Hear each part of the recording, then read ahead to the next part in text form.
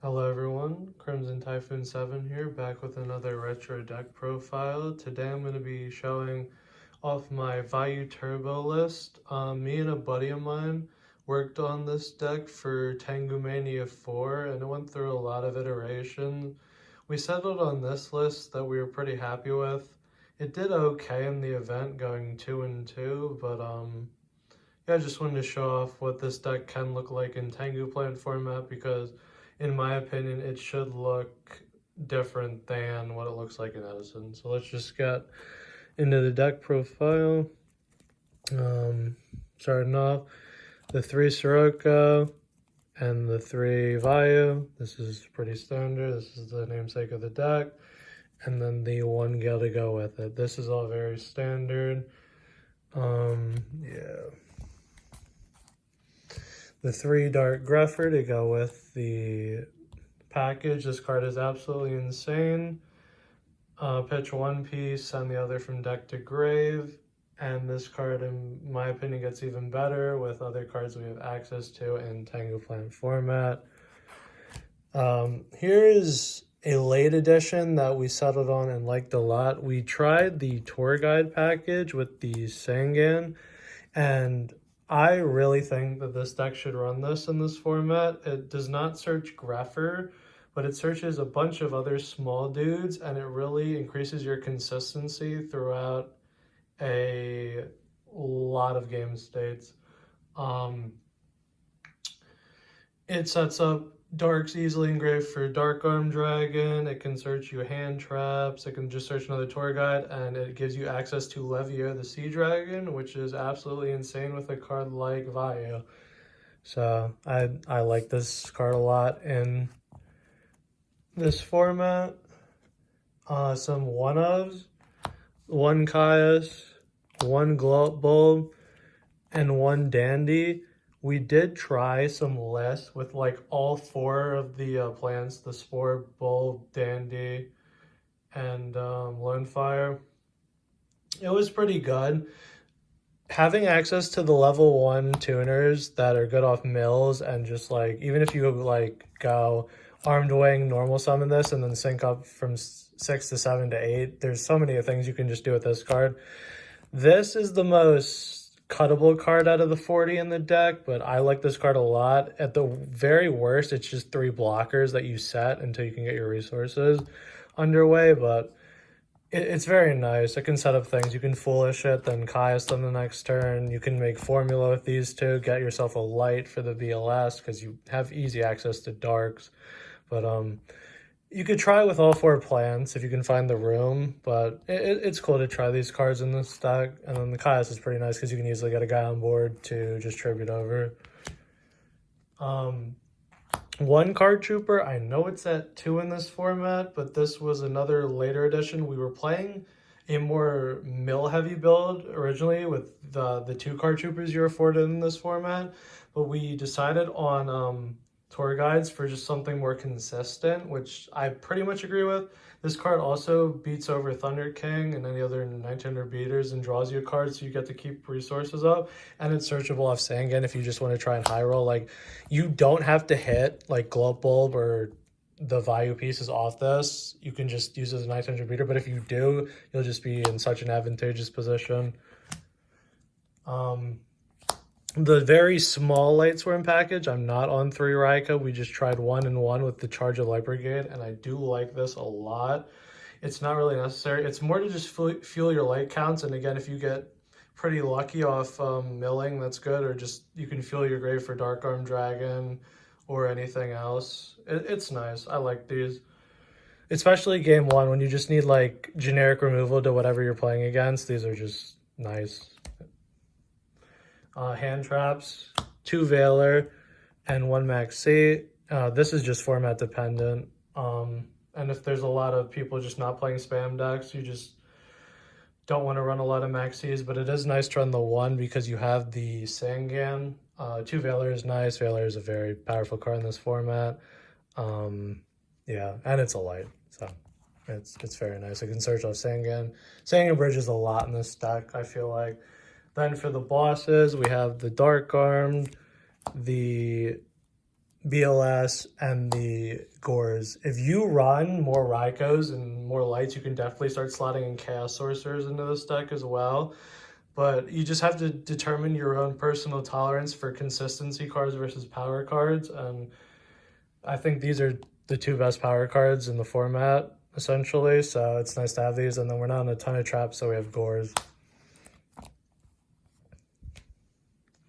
For spells, Heavy Storm, Mind Control, one Pot of Duality. We're on one because turn one, you do not really special summon a lot because there's no point in just putting the 2300 beater on the board. So if this card can dig 3 more and just search for like the Card Trooper or Dark Greffer, essentially, this card is high value. You can consider running 2 of this. I wouldn't run 3, but digging 3 in this deck is absolutely insane. You can just pick exactly what you need for any scenario. The 1 charge for the Light Sworns, Rhoda for Greffer, Dark Hole, Foolish, Allure is insane in this deck, and then Reborn. Not much to say about here. We are on no MSTs right now because we have the Light Sworns for spot removal, and then you just side in 2 or 3 MSTs. For the trap package, it's pretty light. It's the Torrential, the Solemn Brigade, and then this can be the flex spot. This should be Dust Shoot or Deep Prison or Mirror Force. It's up to you. You also can consider cutting a little bit of stuff to add more traps, but I thought this was enough defense between just like these, having Gores, Maxi, and Veilers. I thought it was enough defense, but sometimes you can get blown out through this, so you can always consider adding a 6th or 7th trap.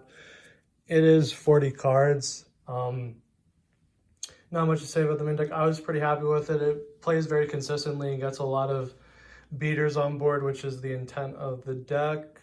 And yeah, any hand can be played as long as you see a tour guide or a Greffer in any dark, and you're just fine. Like, the deck can play most games, which is very nice.